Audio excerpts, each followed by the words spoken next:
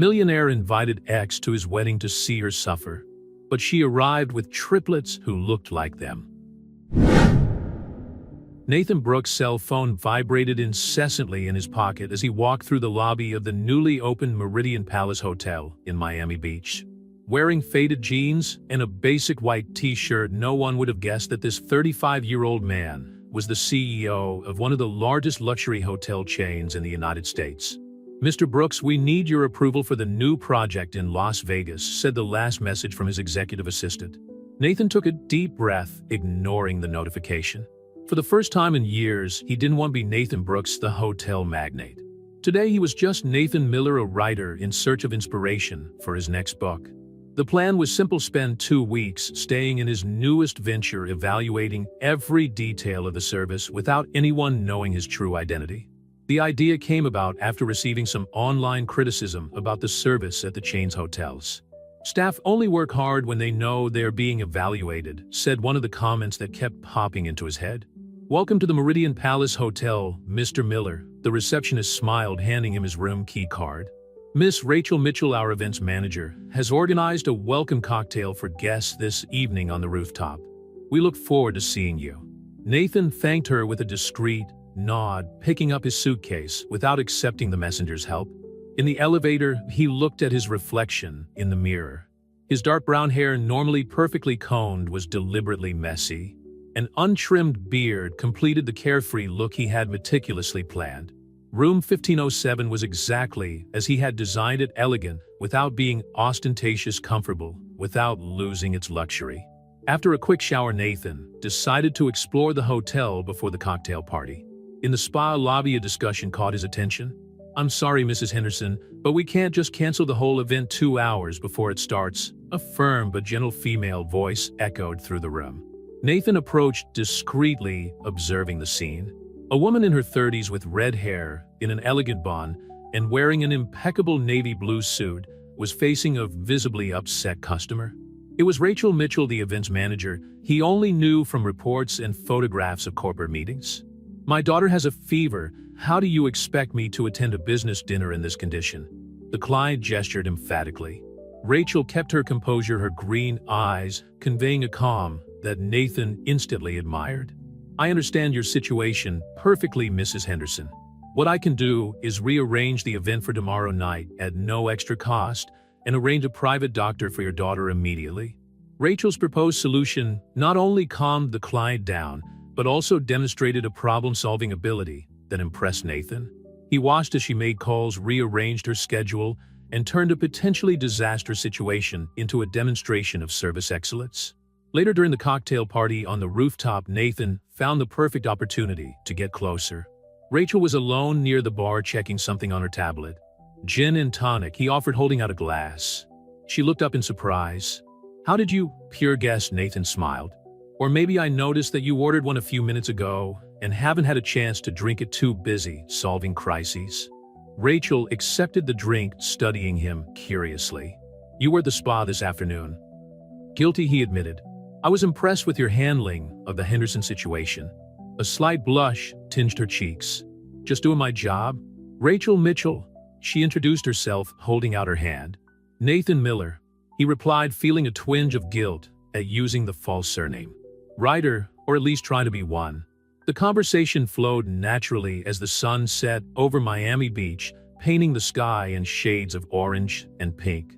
Rachel talked about her passion for hospitality, her dreams of one day managing her own establishment, unaware that she was opening up to the owner of the chain himself.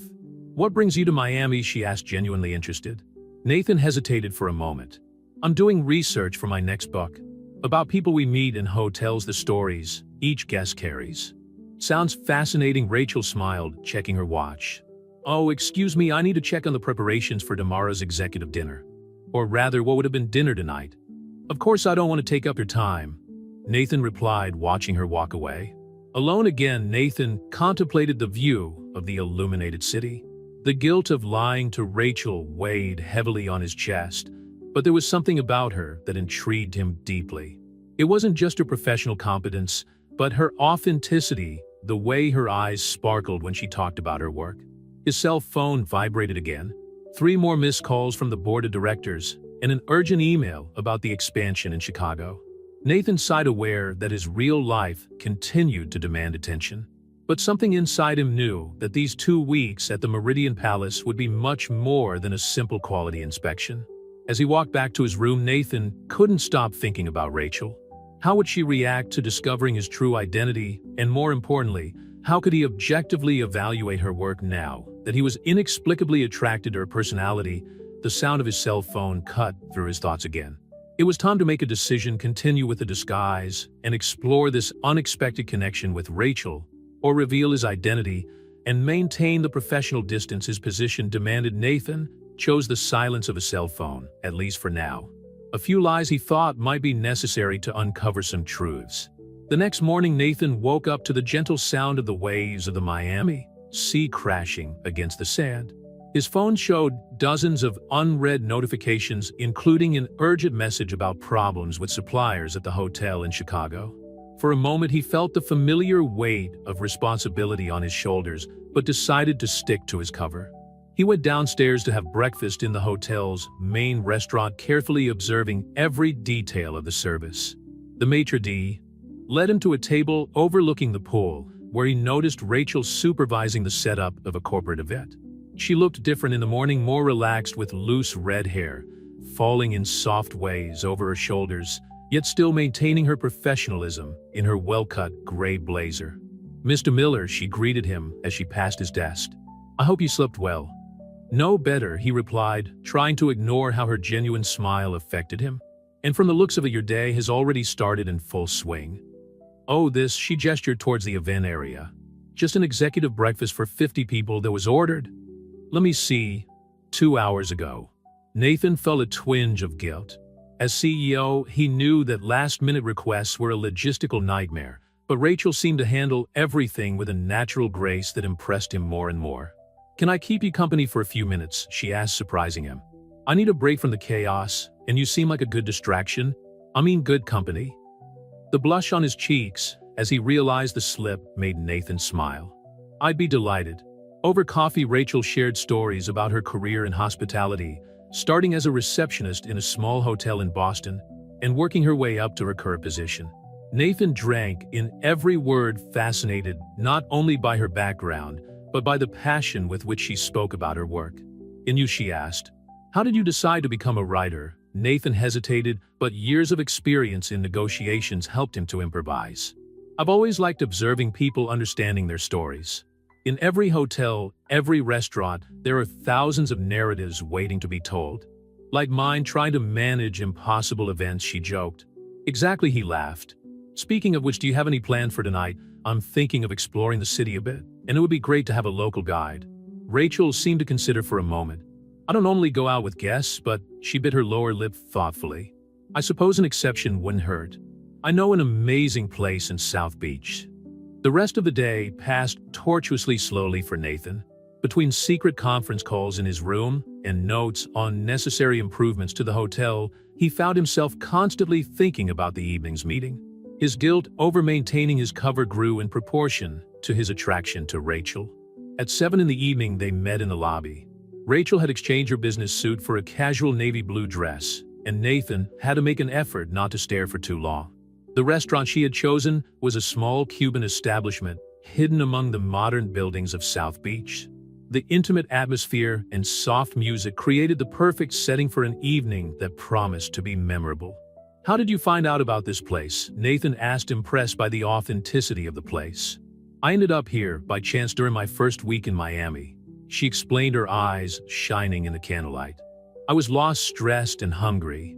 The owner, Carlos, served me the best ropa vieja I've ever eaten and gave me advice on how to survive in this city." The conversation flowed naturally, navigating through various subjects from literature to travel dreams and professional challenges. Nathan was surprised at how easy it was to be himself, even though he kept his true identity a secret. "You know," Rachel commented as they walked along the beach after dinner, "there's something about you that intrigues me, Nathan Miller. You have this look, like you're carrying a secret." His heart raced. "We all have our secrets, don't we?" "I suppose so," she replied, pausing to watch the waves. "But some secrets can prevent us from experiencing true moments." The closeness between them was magnetic. Nathan could smell Rachel's soft perfume, see every delicate freckle on her moonlit face. The perfect moment for a kiss was there, tangible. His phone vibrated violently in his pocket, breaking the spell of the moment. It was a message from the financial director about an urgent decision that would directly affect the Meridian Palace. "Sorry," he muttered, putting the phone away without reading the full message. "Work? I thought writers had more flexible hours," Rachel commented with a curious smile. "It's complicated," was all he could reply, feeling the weight of his lies piling up. On the way back to the hotel, Nathan struggled internally. How could he continue to build something meaningful with Rachel on a foundation of lies? But how could he reveal the truth without destroying the genuine connection they were developing? As they said goodbye in the lobby, Rachel hesitated for a moment. "Thank you for the evening, Nathan. It was different. Special. Different special or different strange," he joked, trying to mask his own unease. "I'm still deciding," she smiled, leaning in to give him a soft kiss on the cheek before walking away towards the elevators. Nathan stood in the lobby for a few minutes, watching his reflection in the glass doors. The man he saw there was no longer just Nathan Brooks, the CEO, nor completely Nathan Miller, the fictional writer. He was someone in the middle of the road, discovering that sometimes we need to lose ourselves in order to truly find ourselves. The morning sunlight found Nathan in his makeshift office on the suite's balcony, analyzing financial reports on his laptop, while trying to maintain the appearance of a writer to any passing employee. The notifications from the night before revealed a delicate situation. The Meridian Palace was facing significant budget cuts that could directly affect the events department. His phone rang, displaying the name of Marcus Reynolds, his financial director. "Nathan, we need a decision on the cuts by tomorrow," Marcus said bluntly. "The events department is running 30% over budget." The irony of the situation did not escape Nathan. It was Rachel's department that was under scrutiny, and he needed to make a decision that could directly impact her work. "Give me 24 hours, he replied, ending the call, when he saw Rachel crossing the hotel garden below his balcony. She walked with purpose, gesturing animatedly as she spoke on the phone.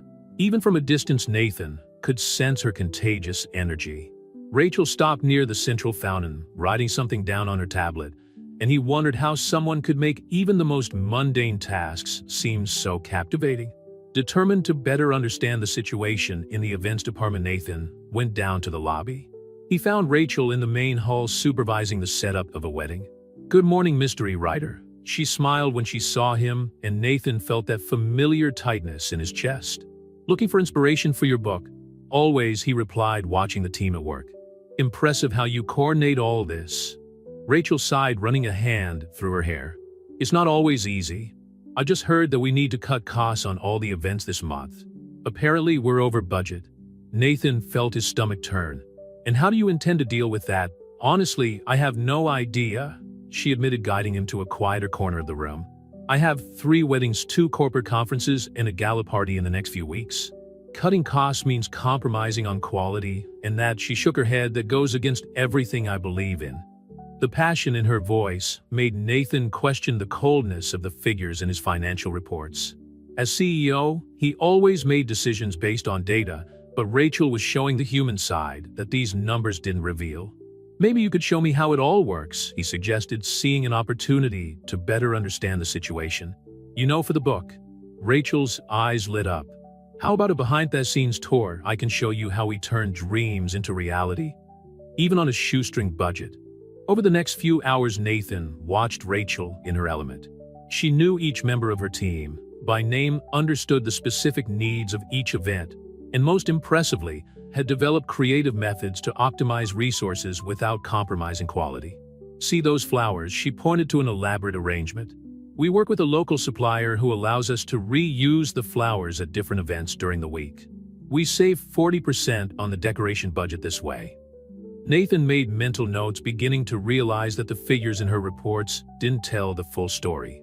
"And here," she continued, leading him into the kitchen, "we've implemented a planning system that has reduced food waste by 60%. Our chef can adapt the menus to make the most efficient use of ingredients." As he followed her through the hotel corridors, Nathan found himself increasingly involved not only with the operational efficiency Rachel demonstrated, but with the way she humanized every aspect of the job. You know what worries me the most, she confessed during a coffee break? It's not the numbers, it's the people. Each event represents a special moment in someone's life. A wedding, a graduation, a professional achievement. I can't just treat these as lines on a spreadsheet. Nathan felt the weight of his words like a punch in the gut. As CEO, how many times had he done just that? What about your team? He asked, trying to keep his composure. They're like family. Rachel smiled, looking fondly at two passing employees. Maria, over there, for example, is paying for her daughter's college with her salary from here. And James, our lighting technician, is looking after his sick mother. They're not just employees, they're stories, dreams. Nathan's phone vibrated again, another urgent email about the budget cuts.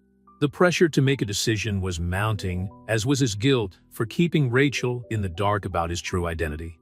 Rachel, he began about to confess everything, but was interrupted by a shout from the main hall. Miss Mitchell Hamilton, wedding emergency. Rachel quickly apologized and rushed off to solve the crisis, leaving Nathan alone with his conflicting thoughts. He watched her in action, solving the problem with a mixture of efficiency and empathy that seemed to be her trademark. That night in his room, Nathan stared at the financial spreadsheets on his laptop, Rachel's words echoing in his mind. How could he balance the needs of the business with the human impact of his decisions? His phone rang again. Marcus again. Nathan, we need that decision. The investors are pressing. I know, he replied, looking out of the window at the brightly lit event hall where Rachel was still working. And I think I finally know what I need to do. Nathan spent the next morning locked in his suite, holding discreet video conferences with his executive team. After hours of discussion, he finally came to a decision about Meridian Palace's events department, one that could change everything. Marcus, I want a full audit of the processes implemented by Rachel Mitchell, he instructed his finance director. Her innovations and cost reduction could be exactly what we need to apply across the board. As he walked down to the lobby, Nathan observed Rachel coordinating the last details of the Hamilton wedding. She looked tired, but her determination remained unwavering. His heart squeezed at the thought of how she would react when she discovered his true identity. Nathan, she smiled at the sight of him, and for a moment he forgot all his worries.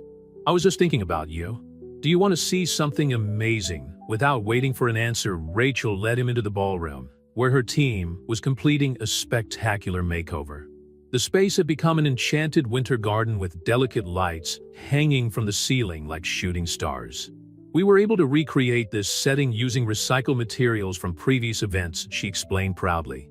We saved almost 40% of the original budget. That's impressive, Nathan replied, genuinely amazed. How do you manage to maintain this level of quality with limited resources? Creativity and a dedicated team work miracles, she winked. Besides, every penny saved means we can make more dreams come true. The conversation was interrupted by James, the lighting technician, who needed Rachel's approval for some final adjustments. Nathan took a moment to observe her in action, noticing how she treated each member of the team with respect and attention. You really love this, don't you? He asked when they were alone again. Rachel leaned against one of the decorated columns, her face softening. More than I should probably. Sometimes I wonder if I shouldn't be more pragmatic. What do you mean? Well, the numbers don't lie, she sighed. I know we're over budget. The CEO is probably looking at spreadsheets right now, deciding where to cut costs without understanding the real impact of these decisions. Nathan felt his stomach turn. What if he was closer to reality than you think? What do you mean? Nothing, he blurted out quickly. Just thinking out loud. Rachel's cell phone rang, saving Nathan from further explanations. It was his fiancée, Hamilton, panicking about a last-minute emergency. Rachel apologized and ran off, leaving Nathan alone with his conflicting thoughts. Later that day, during the wedding, Nathan watched discreetly from the back of the hall as Rachel coordinated every detail with military precision. The ceremony was perfect, and the reception flowed without any apparent problems. Will you dance with me? He asked, approaching Rachel when she finally stopped to take a breath. I shouldn't. I'm working. She hesitated, but her eyes betrayed her desire to accept. One dance, he insisted, holding out his hand. You deserve a break. Soft music filled the room as they moved slowly across the dance floor. Nathan could smell Rachel's soft perfume, notice every freckle on her face, notice how she gradually relaxed in his arms. You know, she murmured, there's something about you that makes me let my guard down. It's dangerous. Why? Because I have the feeling that you're going to disappear one day like all the other guests, she replied, her eyes meeting his. And I shouldn't care so much about that.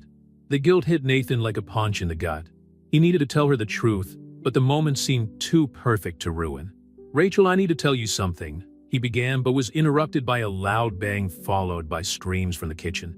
Rachel immediately turned away, returning to professional mode.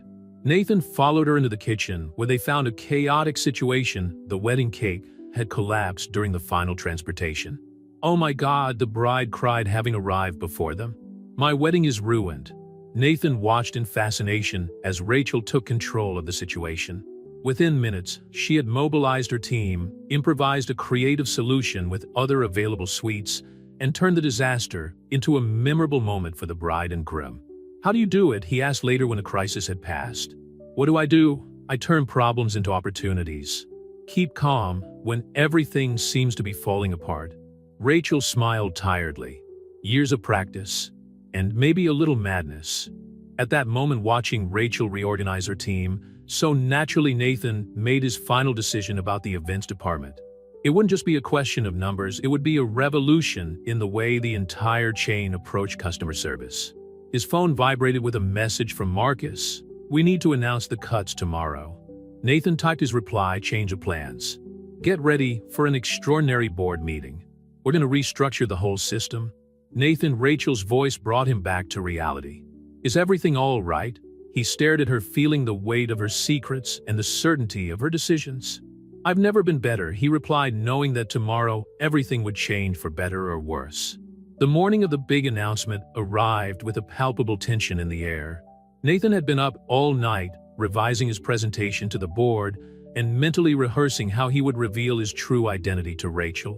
The rising Miami sun painted the sky in golden hues, but he barely noticed the beauty of the moment, consumed by the anxiety of what was to come. Mr. Miller, there is a situation that requires your attention in the lobby, a voice announced over the room phone. Nathan frowned, confused. No one should need his attention as an ordinary guest. When he arrived in the lobby, he found a scene that made his heart soar. Rachel was arguing heatedly with Marcus Reynolds, her financial director, who had apparently arrived earlier than planned. Miss Mitchell, I insist that we need to have an immediate meeting about the changes in the department. Marcus was saying, his tone characteristically authoritarian. And I insist that I need more time to prepare my presentation on the optimizations we've implemented, Rachel replied firmly. The CEO deserves to see full figures, and the CEO is already here. Marcus interrupted, his eyes meeting Nathan's as he approached. Mr. Brooks, how nice of you to. The silence that followed was deafening. Rachel looked from Marcus to Nathan, her expression gradually changing from confusion to understanding and finally to hurt. Nathan Brooks, she whispered, her voice trembling slightly. All this time, Rachel, I can explain. Nathan began, taking a step towards her, but she stepped back. You don't have to, she cut, her face hardening professionally. If you'll excuse me, I have an event to coordinate. Rachel, wait, Nathan called out, but she had already moved quickly away in the direction of the function room. Marcus sniffed uncomfortably. I'm sorry, sir. I didn't realize you were keeping your cover. It doesn't matter now, Nathan sighed, wiping his hand across his face. Let's get on with the plan. Gather the executive team in a conference room in an hour. As Marcus walked away, Nathan tried to find Rachel, but she seemed to have disappeared into the hotel's maze of corridors. He knew her well enough now to know that she would be taking refuge in her work, channeling her emotions into productivity. In the conference room, an hour later, Nathan presented his new vision for the hotel chain, using the Meridian Palace's events department as a model of innovation and efficiency. The cost-cutting measures implemented by Rachel would be studied and adapted for all the hotels in the chain. But the real revolution, he concluded, isn't a humanized approach I've witnessed here. We're not just selling rooms or events, we're creating memories, making dreams come true. And that has a value that can't be measured in spreadsheets. After the meeting, Nathan finally found Rachel in the hotel garden supervising the setup of an outdoor wedding. She maintained her impeccable professional posture, but he could see the tension in her shoulders. Can we talk? He asked softly, approaching. What about Mr. Brooks? She replied without looking at him, continuing to make notes on her tablet. About how you observed me as a guinea pig in your social experiment. Or about how you build a friendship based on lies, about how you changed my view of everything, he replied sincerely.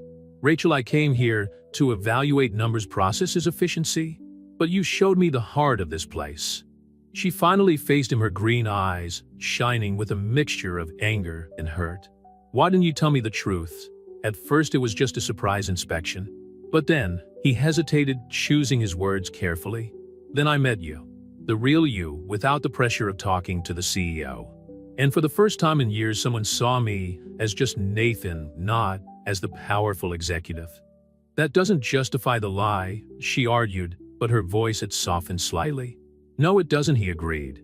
But it allowed me to see something extraordinary, a professional who turns limitations into opportunities, who treats every event as a personal story, who inspires her team to give their best, not out of fear but out of respect. Rachel bit her lip, fighting back a reluctant smile. So what happens now? Now, Nathan smiled, handing her a folder. You become the director of event innovation for the entire Meridian network. If you accept, of course. Her eyes widened as she read the document. That's a promotion you more than deserve, he added. And also an apology. I know I betrayed your trust, Rachel, and I understand if you need time to process all this. But I hope we can start again, this time with complete honesty. And if I say no, she asked, raising an eyebrow, then I'll have lost not only an excellent professional, but also someone who in just a few days has become very important to me. A moment of silence stretched between them, filled only by the distant sounds of the city and the rustling of palm trees in the wind.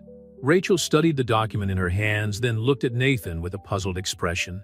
I'm gonna need some time, she finally said, to think about the promotion and about us. All the time you need, Nathan replied, sensing a thread of hope in her tone.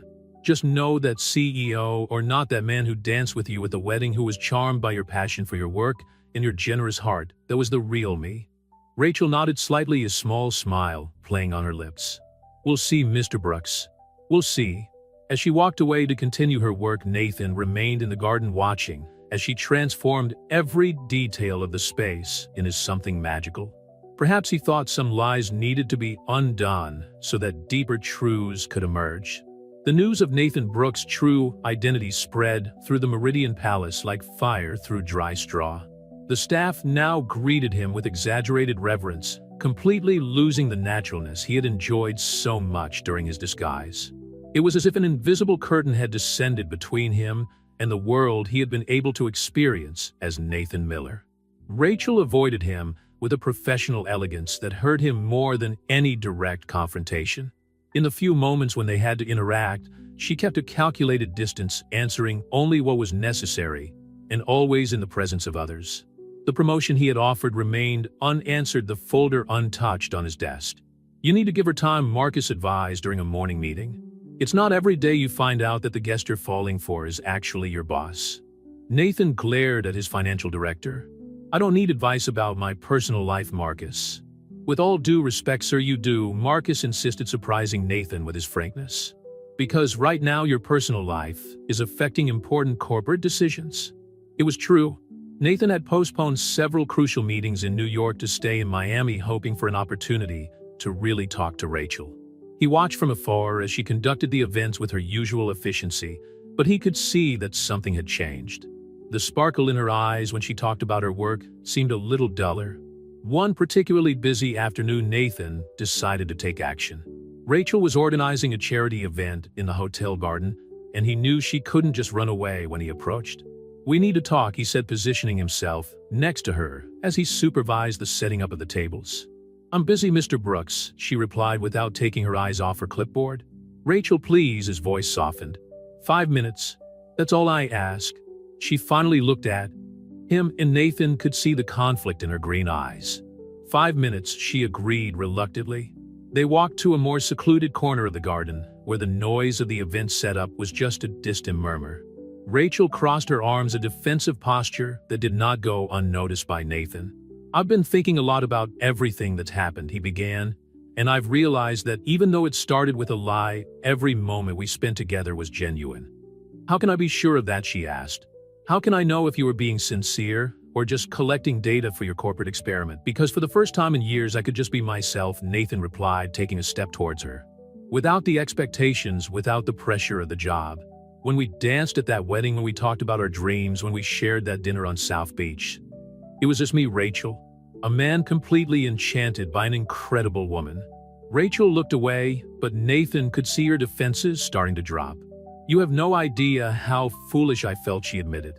I went over every conversation, every moment, trying to figure out if there were any signs I should have noticed.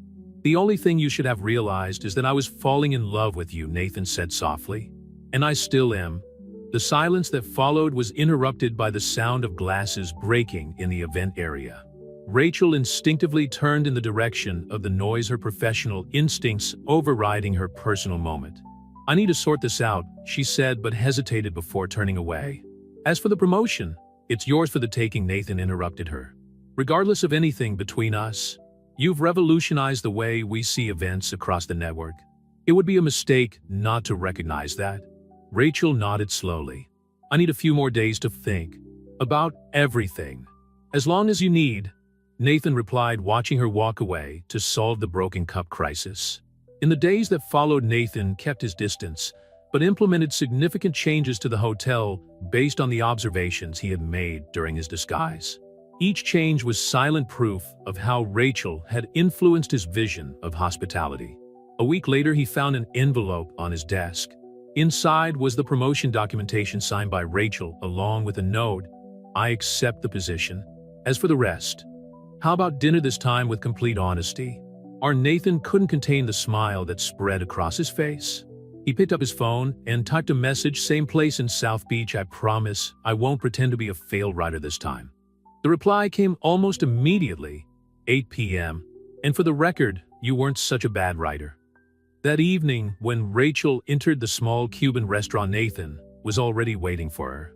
She looked stunning in a green dress that highlighted her eyes, but what impressed him most was seeing her genuine smile return. So, she said, taking a seat, I think we should start at the beginning. Hi, I'm Rachel Mitchell, your new director of event innovation. Nathan smiled, taking his cue. Nathan Burke, CEO, in love with his most brilliant employee. Nice to finally meet you for real. And so between plates of ropa vieja and stories now told without filters or disguises, they began to rebuild something that, despite having started with a lie, promised to turn into something much truer and deeper than either of them could have imagined. Monday morning brought a different energy to the Meridian Palace. Rachel arrived earlier than usual, her first official day as Director of Event Innovation. Her office had been moved to the 10th floor with a panoramic view of Miami Beach that made her heart race every time she looked out of the window. Good morning, Ms. Mitchell. Her new assistant Lisa smiled as she entered with a stack of documents. Mr. Brooks has requested your presence at the executive meeting at 9 a.m. Rachel felt that familiar chill in her stomach when she heard Nathan's name. After dinner at the Cuban restaurant, they had established a tacit agreement to maintain professionalism at work, but the chemistry between them was undeniable and at times almost impossible to ignore.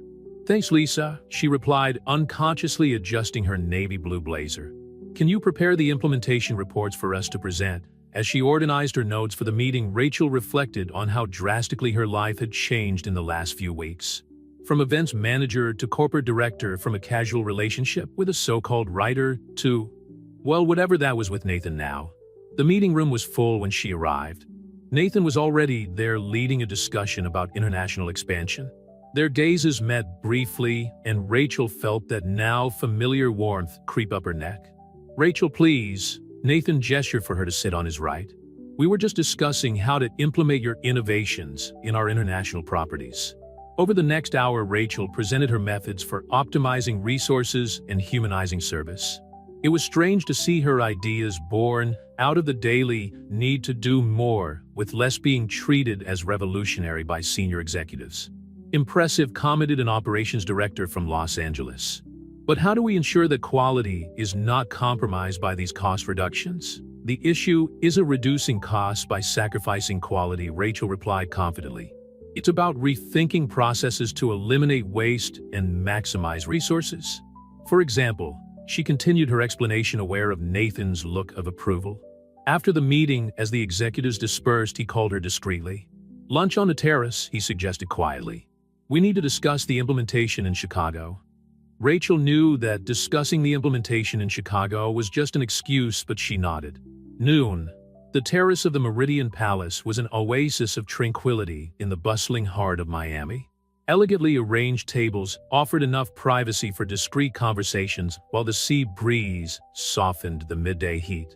"You were amazing at the meeting," Nathan commented as he poured himself a lemon water. "Did you see how impressed Marcus was when you explained the decoration reuse system?" Rachel smiled, relaxing a little. "It's still weird, having people who used to bully me now asking for my opinion." "You've always been brilliant, Rachel. The only difference is that now everyone can see it." "Everyone or you?" she teased, surprising herself with her boldness. Nathan leaned slightly across the table. "I've always seen it, even when I was pretending to be a failed writer." "About that," Rachel played with the napkin in her lap. "How are we going to make this work, Nathan? You're my boss." "Technically," he corrected, "the council is your boss. I'm just a colleague who's very interested in your success." The arrival of the waiter interrupted the conversation momentarily. After they had placed their orders, Rachel took up the subject again. "I'm serious. People are already commenting. This morning, I overheard 2 receptionists whispering about how I got the promotion." Nathan's expression hardened. "Do you want me to know?" she interrupted him. "I need to earn my place on my own merits, without interference. That's why I fell in love with you," he said softly, making her heart leap. "Your integrity, your strength." "Nathan, I'm sorry," he retorted, realizing that he had let his professionalism slip. "You're right. Let's focus on the work." The rest of lunch was spent discussing the implementation of the new procedures in Chicago, but the tension between them remained palpable. When they had finished, Rachel got up to leave, but Nathan gently held her wrist. "Dinner tonight?" he asked quietly. "Outside the hotel, away from prying eyes." Rachel hesitated. "I don't know if that's a good idea." "Please," he insisted. "We need to find a balance between this," he gestured, between them, "and our responsibilities here." After a moment's thought, she nodded. "Okay, but this time I choose the place." That evening, Rachel took him to a small bistro in Coral Gables, far enough away from the Meridian Palace to allow them to relax. Dressed in a simple black dress, she seemed more at ease, closer to the Rachel Nathan had met during his disguise. "You know what I miss most?" she commented after the first glass of wine. "The simplicity. When you were just Nathan Miller, and I was just the events manager in love with your work." "And for a mystery writer," he teased, making her laugh. "Also," she admitted, blushing slightly. "But now everything is so complicated." Nathan reached across the table, interlacing his fingers with hers. "It doesn't have to be. We can find our own way." "How?" "One day at a time," he replied. "By being professional at work, by being ourselves outside of work, and above all, by being honest with each other." Rachel squeezed his hand, gently feeling the truth in his words. Perhaps she thought the complex could become simple again, if only they would let it. "One day at a time," she repeated, raising her glass in a silent toast to the future they were beginning to build together. A week after dinner in the bistro, Rachel faced her first big challenge as innovation director.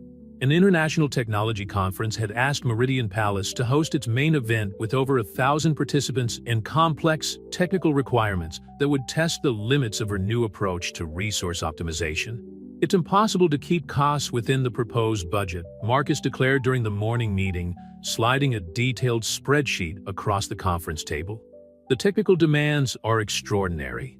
Rachel remained calm, aware of Nathan's presence on the other side of the table.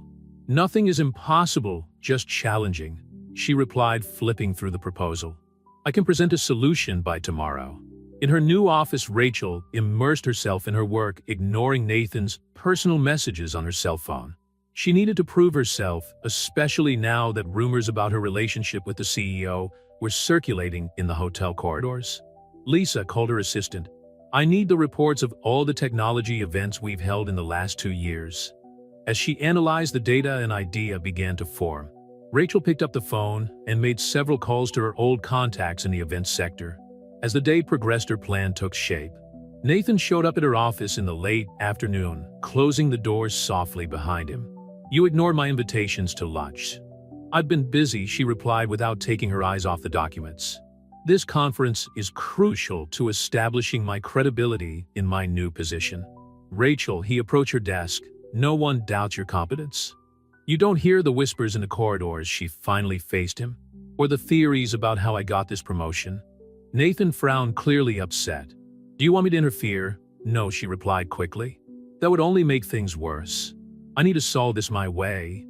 A tense silence settled between them. Nathan looked at the dozens of documents scattered across the table, the colorful post-its covering an entire wall, the half-caff coffee already cold. At least let me bring you some dinner, he offered. You need to eat. Rachel hesitated, then nodded slightly.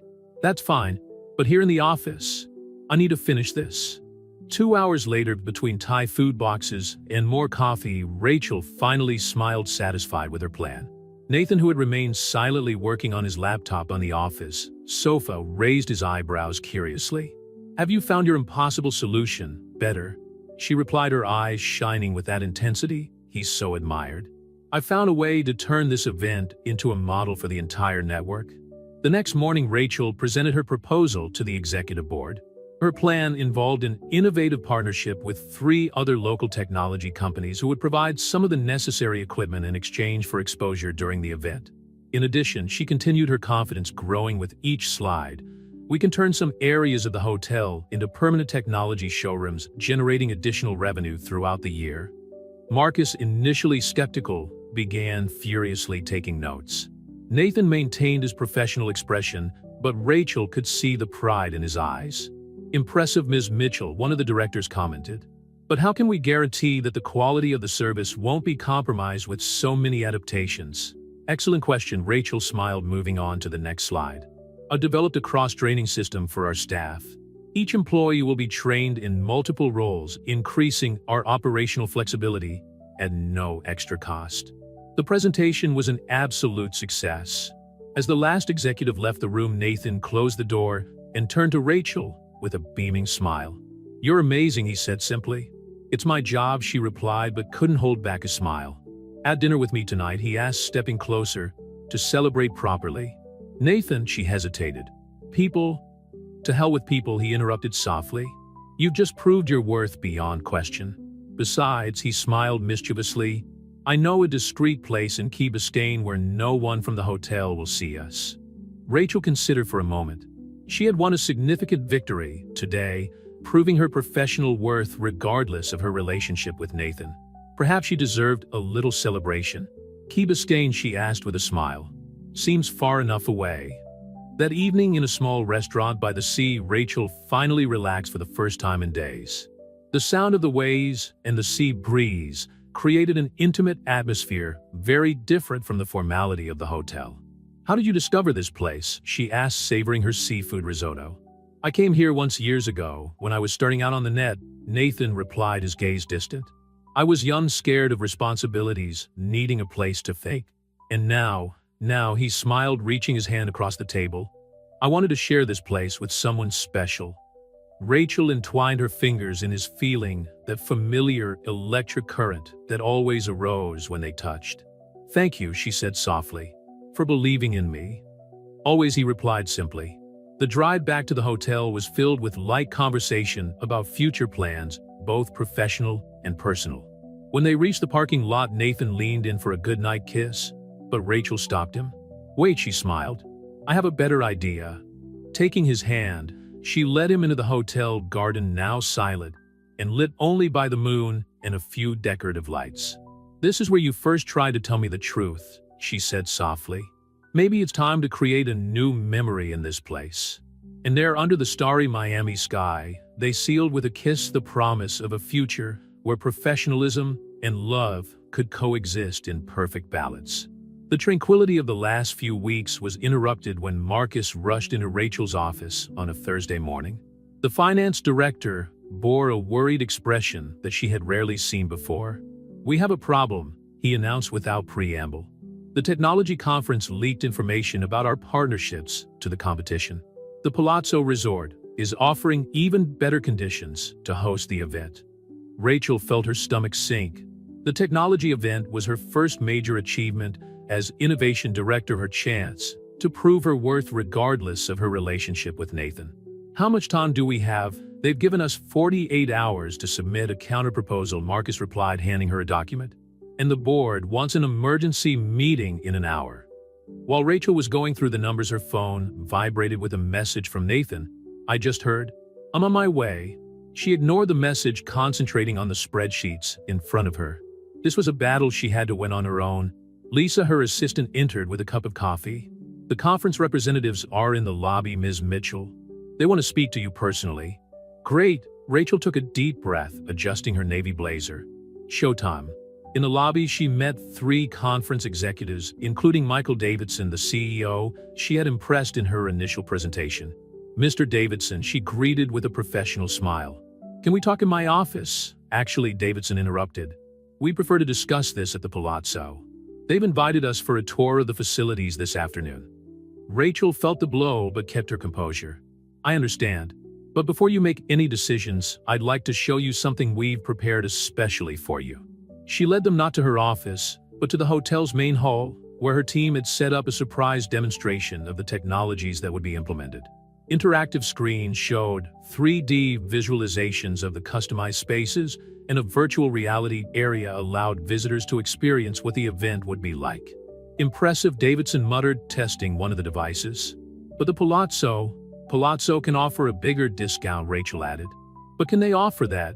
She activated a command on her tablet, and the entire hall was transformed into a light and sound show with holograms, creating an immersive experience that left the executive stunned. Nathan chose this moment to appear, stopping at the entrance to the hall. Their gazes met briefly, and Rachel saw in them a mixture of pride and concern. "Ms. Mitchell," Davidson turned to her after the demonstration, "this is extraordinary. But we still need to consider Palazzo's proposal." "Of course," she smiled confidently. "But before you go, I have one more thing to show you." Rachel took them to the terrace, where an outdoor networking area had been set up with sustainable workstations powered by solar energy and a natural climate control system that significantly reduced energy consumption. "We're not just offering a space for your conference," she explained. "We're proposing a partnership that demonstrates in practice the commitment to innovation and sustainability that your company stands for." Davidson exchanged meaningful glances with his colleagues. "We need to discuss it internally. You'll have our answer by tomorrow." After the executives had left, Rachel finally allowed her shoulders to relax. Nathan approached, keeping an appropriately professional distance. "You were amazing," he said softly. "We haven't won yet," she replied, massaging her temples. "It doesn't matter," Nathan insisted. "What you did here today, Rachel, you've turned a crisis into an opportunity to show exactly why you're the right person for this job." Before she could reply, Marcus appeared with more news. Palazzo had increased its offer again. Rachel felt her frustration growing, but refused to show it. "I need an hour," she said, heading for her office. Nathan made a point of following her, but she shook her head subtly. This was her moment to prove herself, and she needed to do it alone. In her office, Rachel worked furiously on a new proposal. Not only would she keep the technological innovations presented, but she would also include a mentoring program for local startups during the conference, turning the event into an innovation hub that would benefit the entire community. By the time he finished, it was past 9 in the evening. He found Nathan waiting patiently in his own office, 2 cups of coffee on the table. "You shouldn't be here so late," she commented, accepting the coffee. "I couldn't be anywhere else," he replied simply. "How's the proposal? Honest, ambitious, and completely different from anything the Palazzo can offer?" Nathan smiled that smile that still made his heart race. "Just like you." The next morning, Rachel presented her final proposal to the conference executives. When she finished, the silence in the room was palpable. While Davidson finally said, "I don't think we need to go to the Palazzo today." The relief and joy Rachel felt was almost overwhelming, but she maintained her professional posture until the executives left. Only then did she allow a real smile to light up her face. Nathan met her later in the hotel garden, her special place. "Dinner to celebrate," he suggested. Rachel considered for a moment, then smiled. "How about a coffee on the terrace? I still had a lot of work to do to make all this a reality." "Even better," Nathan replied, understanding perfectly. That was what he admired most about her dedication, her strength, her professional integrity. As they walked up to the terrace together, keeping an appropriate distance, they both knew that they had found a delicate balance between the personal and the professional, a balance that, like Rachel herself, was both challenging and extraordinary. The morning at the Meridian Palace began with an unusual buzz. The technology conference was in full swing, transforming the elegant hotel into an innovation hub that attracted curious eyes from all over Miami. Rachel oversaw every detail with military precision, aware that this event would define her reputation as director of innovation. The motion sensors in the West Sector aren't synchronizing properly, Lisa informed her, running up to her with a tablet.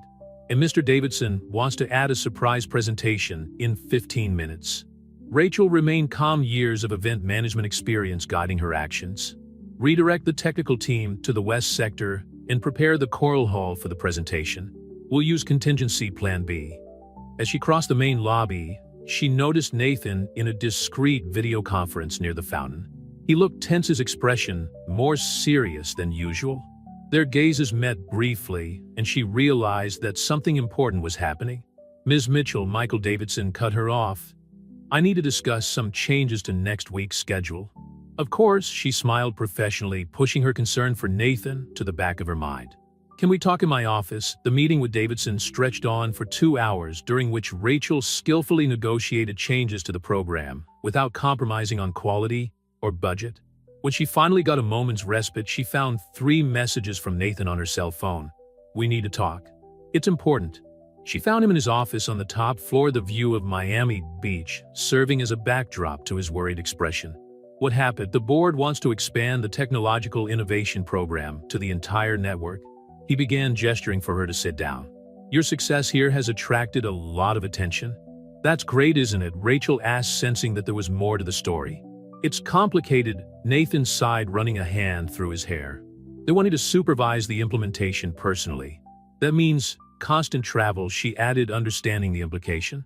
For how long? 6 months minimum. Chicago, Los Angeles, Seattle, Boston. He listed, his voice betraying a mixture of professional pride and personal apprehension. Rachel stood up, walking over to the window. The afternoon sun painted the ocean in shades of golden sight that normally calmed her. It's an incredible opportunity, she murmured. You deserve it, Nathan said softly, stepping closer. No one questions your competence or how you got to this position anymore. But she turned to face him. But I'm selfish enough to want you around, he admitted, keeping a professional distance even when his eyes revealed so much more. Rachel felt her heart squeeze. Over the last few weeks, they had found a delicate balance between the professional and the personal. Discreet dinners, stolen moments in the hotel garden, and occasional dance at events, always keeping up appearances, always aware of the watchful eyes of the staff. When do you need an answer? She asked, returning to professional mode. Monday, Nathan replied. The board meets at 9 a.m. A knock on the door interrupted them. Lisa, with yet another conference emergency. Rachel nodded briefly to Nathan before leaving, both realizing that this conversation was far from over. The rest of the day passed in a blur of meetings, presentations, and problem-solving. At 9 in the evening, when the last conference participant left the hotel, Rachel finally allowed her shoulders to relax. Dinner, Nathan's voice sounded behind her. You need to eat something.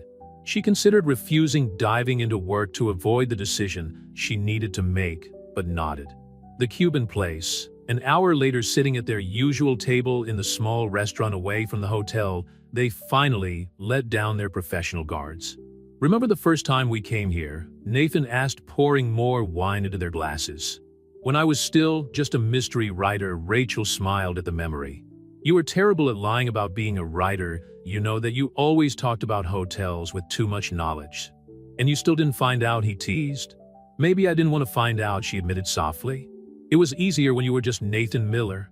The silence that followed carried the weight of her pending decision. Nathan reached his hand across the table, a gesture that now seemed as natural as breathing. 6 months goes by fast, he offered. That's enough time to build up a solid reputation on the net. She replied, her professional side emerging. Or to realize that some distances are too long. Rachel, Nathan squeezed her hand gently. I'm not worried about the distance. I'm worried about you abandoning your dreams because of what we have. She stared at him in surprise. Do you think I would do that? I think you're the most dedicated and passionate person I've ever met, he smiled. And that's why you need to accept this opportunity. Even if it means video calling, dinners, and running weekends between cities, he added. We've built something special, Rachel. It's not going to disappear just because you're chasing your dreams.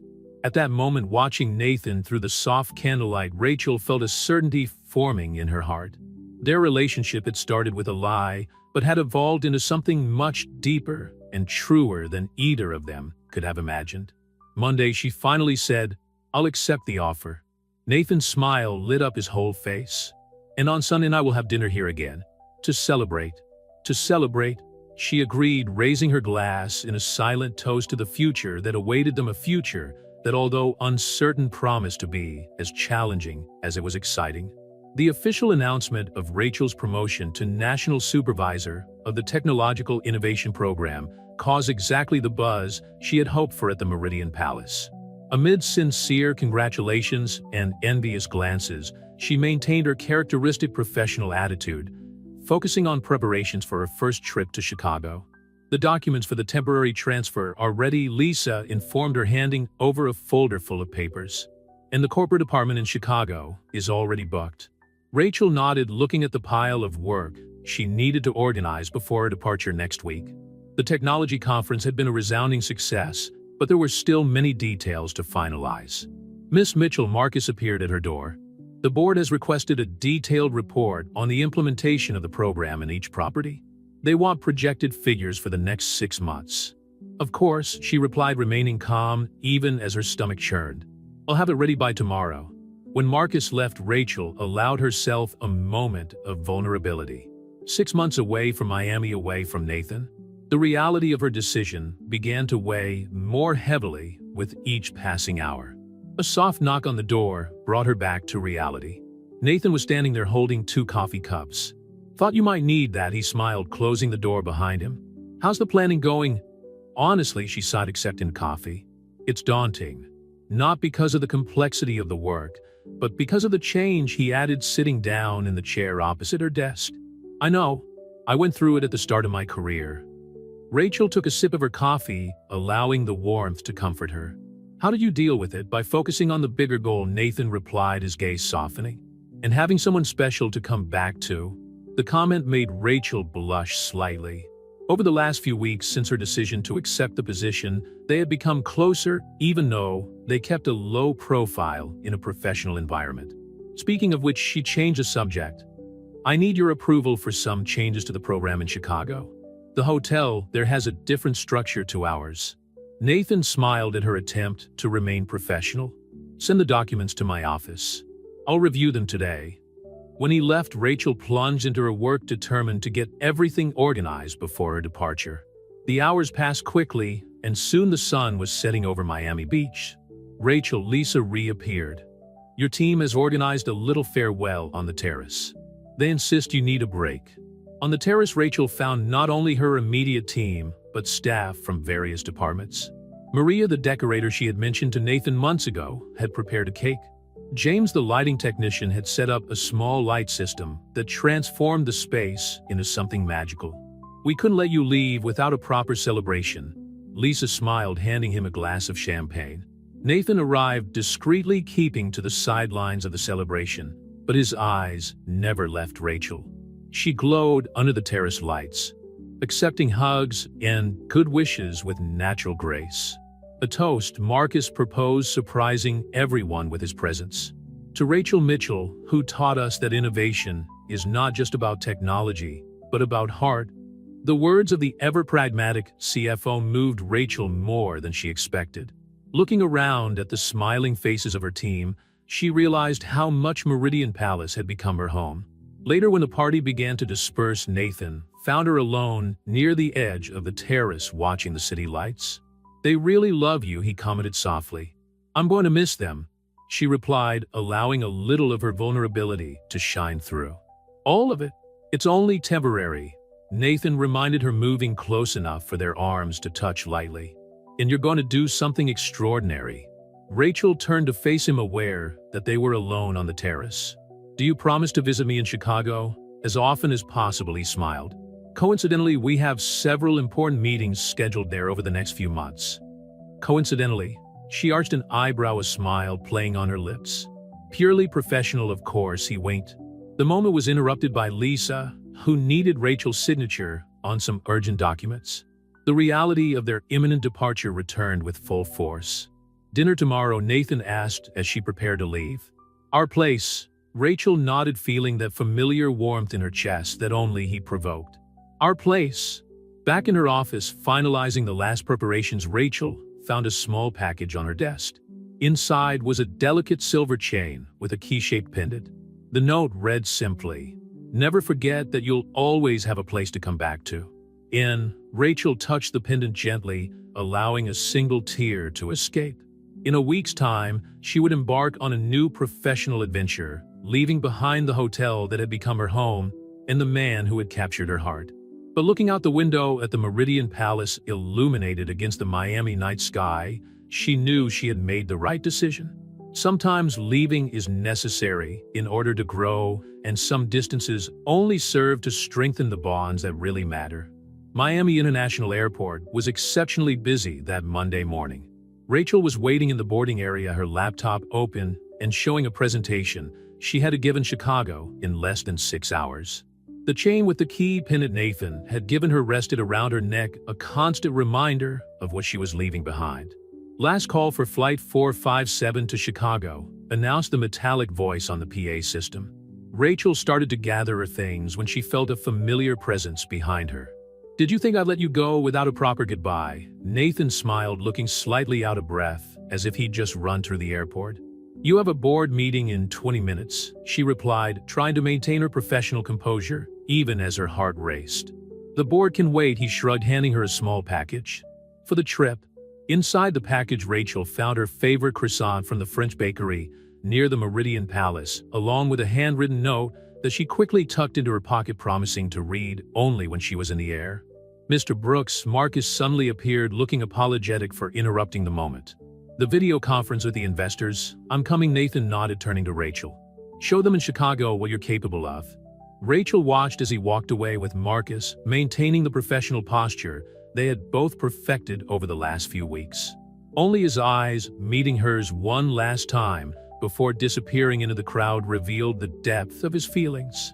On the plane, when they finally reached cruising altitude, Rachel allowed herself to open Nathan's note.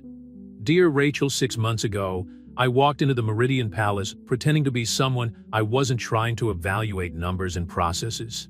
Instead, I met someone who taught me the true value of authenticity. This isn't goodbye, it's the start of a new chapter for both of us. Chicago doesn't know how lucky it is. Love, Nathan." In Chicago, the cold fall weather welcomed her with a sharp gust of wind. The hotel driver was waiting for her with a discreet sign, and during the drive to the Grand Meridian, Rachel mentally reviewed her presentation. "Welcome to Chicago, Ms. Mitchell," the general manager Alexandra Cooper greeted her in the lobby. "We look forward to implementing your innovations here." The next few hours were a whirlwind of meetings, presentations, and tours of the facilities.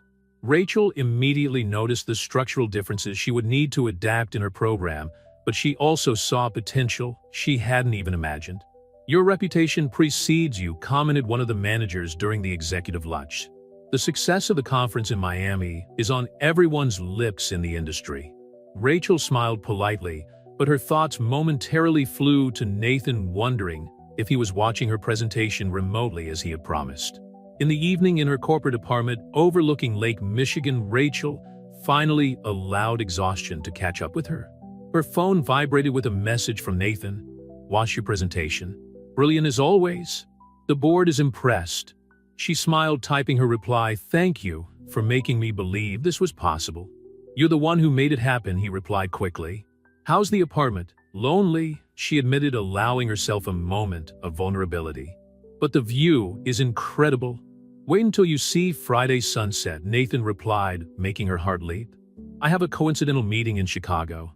The next few days passed in a blur of intense activity. Rachel plunged into work, determined to prove that her promotion was based solely on merit. Her innovative approach began to win admirers in Chicago, and soon other hotels in the chain began to ask her for advice. "You've transformed this place in just 1 week," Alexander commented on Friday, noting the changes already implemented in the events sector. "How can you see possibilities where others see only limitations?" "I learned from someone special that sometimes we need to lose ourselves in order to find ourselves," Rachel replied, thinking about how her own path had changed since meeting Nathan. That evening when Nathan arrived at the restaurant on the top floor of the hotel, Rachel was already waiting for him. He looked tired from the trip, but his eyes lit up when he saw her. "Chicago suits you," he commented, taking a seat. "Miami is still my home," she replied softly, touching the pin around his neck. 5 months and 3 weeks, Nathan smiled. "Not that I'm counting." Dinner was filled with a mixture of professional discussions and carefully guarded moments of intimacy. Rachel told us about her projects in Chicago, and Nathan shared the latest news from the Meridian Palace. "Lisa is keeping her office exactly as you left it," he mentioned. "I think she's counting the days as much as I am." As the evening drew to a close, they walked down to the pier, watching the city lights reflected in the lake. The cold Chicago wind made Rachel shiver slightly, and Nathan put his coat over his shoulders without hesitation. "Was it worth it?" he asked softly. Leaving Miami, starting over here, Rachel looked at him, seeing not just the powerful CEO she had met undercover, but the man she had learned to genuinely love. "Every moment," she replied with conviction, "because some distances help us to see more clearly what really matters." Nathan smiled, understanding perfectly what she meant. In silence, they continued to watch the Chicago skyline, knowing that although separated by thousands of kilometers, they had never been so close in purpose and heart. 3 months had passed since Rachel had left Miami, and the Chicago winter was showing its claws with snow and sub-zero temperatures. From her office window at the Grand Meridian, she watched the white flakes dancing in the air, so different from the tropical breeze she was used to. Ms. Mitchell Alexandra rushed in. "The hotel in Seattle is on the line. They need urgent advice on implementing the integrated events system." Rachel smiled, already used to the emergencies that arose on a daily basis. Her innovation program had spread through the Meridian chain like a positive virus, each hotel wanting to replicate the success she had achieved in Miami and Chicago. "Put them on video conference," she instructed, adjusting her gray blazer. "And please prepare the comparative reports for the last quarter. The board wants a full update tomorrow." While guiding the Seattle team, Rachel noticed a notification on her cell phone, a photo of the Meridian Palace garden that Nathan had just sent. "Your favorite place misses you," the message read. She instinctively touched the key-shaped pendant around her neck, allowing herself a moment of nostalgia. The last few weeks had been a roller coaster of emotions and professional achievements. The meetings with Nathan, although precious, were brief and spaced out, a meeting in Denver here, a conference in Boston there. They had become masters at stealing moments together between corporate commitments. Rachel Alexander interrupted her thoughts. "There's something you need to see." On her computer screen, an article in Hospitality Today magazine highlighted the Meridian chain's innovation program as a success story in the hotel industry. Her name appeared prominently along with a photo of her during the technology conference in Miami. "Congratulations," Alexander smiled. "You deserve all the recognition." Rachel barely had time to process the news when her phone rang. It was Marcus. "The board is impressed," he said without preamble. "They want to expand the program internationally. London, Dubai, Singapore." Rachel's heart skipped a beat. International expansion would mean more travel, more time away from Miami, away from Nathan. "When do you need an answer?" she asked, keeping her voice steady. "At tomorrow's meeting," Marcus replied. "Nathan, Mr. Brooks requested your presence in person in Miami for the presentation." Miami. The name of the city made his stomach turn. He hadn't been back since his departure, although every corner of the Meridian Palace remained vivid in his memory. "I'll book a flight for tonight," she decided, starting to organize her documents. Hours later, as her plane cut through the clouds heading south, Rachel reviewed her presentation, but her thoughts kept returning to Nathan. They hadn't seen each other in person for 3 weeks since a brief meeting in New York. The Meridian Palace was exactly as she remembered it, its lights shining against the Miami night sky. Rachel felt a lump in her throat as she passed through the garden, now decorated with small lights for the Floridian winter. "Welcome back," a familiar voice greeted her. Nathan was standing near the fountain, his features soft under the subdued lighting. "You should have been home hours ago," she commented, trying to ignore how her heart raced just by seeing him. "Some things are more important than sleep," he smiled, stepping closer, like properly welcoming our most brilliant director of innovation. Rachel allowed herself a moment of vulnerability, letting Nathan hug her briefly. The familiar scent of his cologne, mixed with coffee, made her realize how much she had really missed him. "Marcus told me about the international expansion," she said as they walked away. "It's an incredible opportunity," Nathan replied, leading her into the hotel. "But it's up to you." In the elevator, Rachel looked at her reflection next to Nathan's. He seemed stronger, more confident. Than 3 months ago, but there was also a certain melancholy in his eyes that hadn't been there before.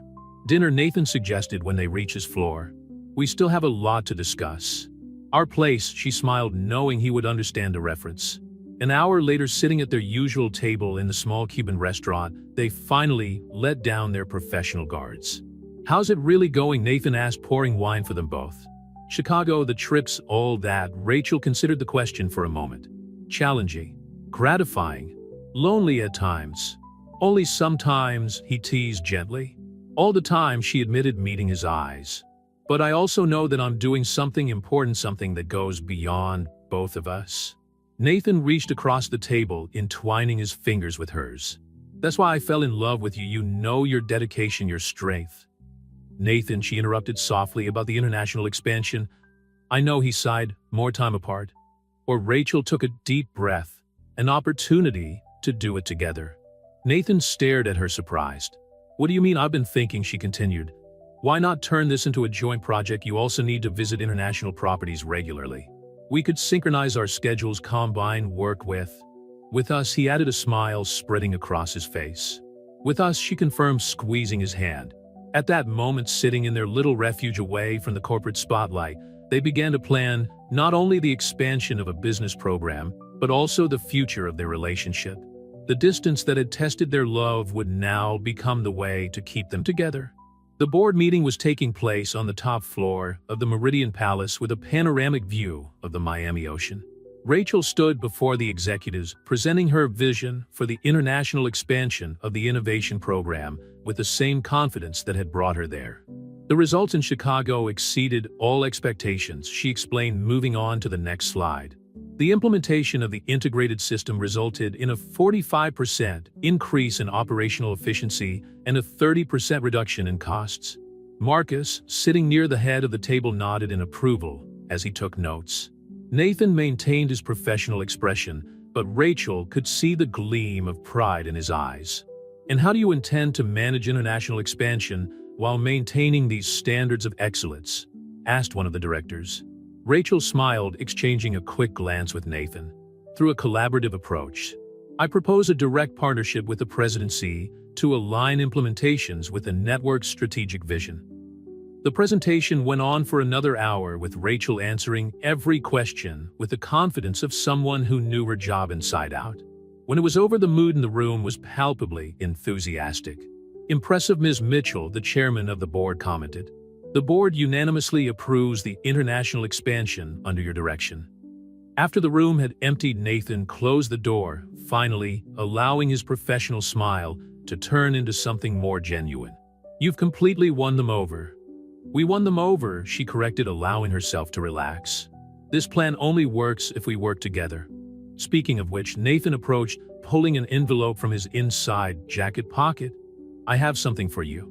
Inside the envelope, Rachel found 2 plane tickets to London, dated for 2 weeks later. "The first stop on our international journey," he explained. "The Meridian London will be our pilot project." 2 weeks, she arched an eyebrow. "I barely have time to organize the transition in Chicago." "Alexandra is more than ready to take over," Nathan smiled. "In fact, she's been managing very well over the last few weeks, hasn't she?" Rachel nodded, realizing that her mentoring had paid off beyond expectations. Alexandra had become not only a competent manager, but a true innovator in her own right. Before London, Nathan continued, "How about having dinner with me tonight? I have a surprise." "More surprises," she teased. "I thought the tickets were the surprise. Let's just say I have plans to make our partnership even more permanent." Rachel's heart raced at the implication of those words, but before she could reply, her phone vibrated with an urgent message from Seattle. "Go," Nathan smiled, understanding. "Sort out whatever you need to. I'll meet you at 8 at our place." The rest of the day passed in a blur of video conferences and preparations. Rachel coordinated with Alexander on the transition in Chicago, updated the Seattle team on the new protocols, and finalized the last details of the report to the board. At 8 o'clock sharp, she entered the familiar Cuban restaurant, now decorated with small lights that created an even more welcoming atmosphere than usual. Nathan was waiting for her at his usual table, but something was different. The atmosphere seemed more intimate, more special. "Do you remember the first time we came here?" he asked after the waiter had poured the wine. "How could I forget you were a terrible writer trying to impress an events manager?" And now he smiled, reaching his hand across the table. "Now you're a CEO still trying to impress an innovation director?" She joked, but her voice softened at the end. Actually, Nathan stood up, surprising her by kneeling down next to her. "Now I'm just a man who discovered that sometimes we need to get lost to find exactly what we're looking for." Rachel felt tears forming in her eyes as he took a small velvet box out of his pocket. Inside was a delicate platinum ring with a single diamond that caught the candlelight. "Rachel Mitchell," he continued, his voice tinged with emotion, "you taught me that authenticity is more valuable than any professional success. That true love can be born out of even the most unlikely circumstances. That distance is just a number when hearts are truly connected. Would you agree to turn our partnership into something eternal?" For a moment, Rachel was speechless, memories of the last few months flashing through her mind like a movie. Their first meeting, when he was Nathan Miller, the dance, at the wedding, the discoveries, the goodbyes, the reunions in different cities, every moment leading up to it. "Yes," she finally answered, her voice barely containing the emotion. 1,000 times yes. When Nathan slid the ring onto her finger, applause erupted throughout the restaurant.